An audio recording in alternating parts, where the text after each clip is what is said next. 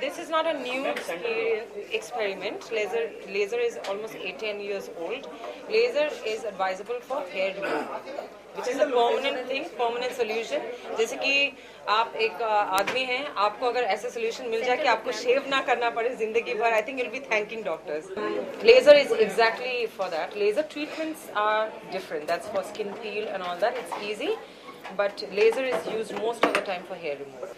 नहीं, कभी कभार खिलाफ नहीं होता है, कभी कभार ज़रूरत होती है लोगों के लिए। जैसे कि यहाँ पे कुछ डॉक्टर्स हैं जिनके जो बर्न पेशेंट्स के साथ डील करते हैं, उनके लिए एक लाइफ डेथ का सिचुएशन होता है।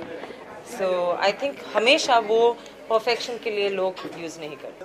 इस तरह से हमने नोटिस तो नहीं किया है किसी को बट आई थिंक किसी किसी के लिए ये एक ज़रूरत होती है, तो वो अगर ये इस चीज़ को अपनाए और if that person feels good about it, you have to stand in front of the mirror and be happy with what you see. That's all matters. If that person is happy, works. Anything for happiness. You eat, you diet at times to be fit, at times you work out to stay fit.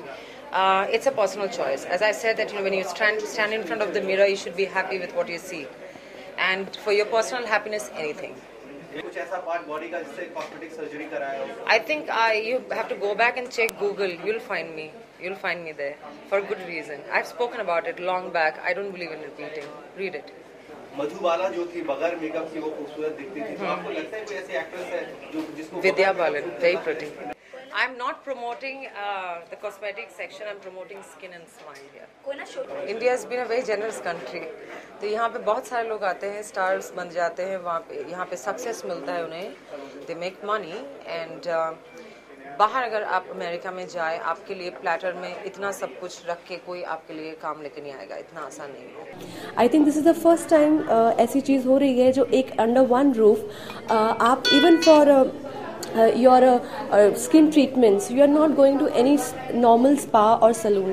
You are going to trained doctors, so which is very important. And you can I think surgical and non-surgical treatments under one roof from top to bottom you can do, and you can trust the doctor, and they've got latest technique, latest machines. So I was very excited about the idea, and I'm very proud and very happy that I got associated with such kind of a brand.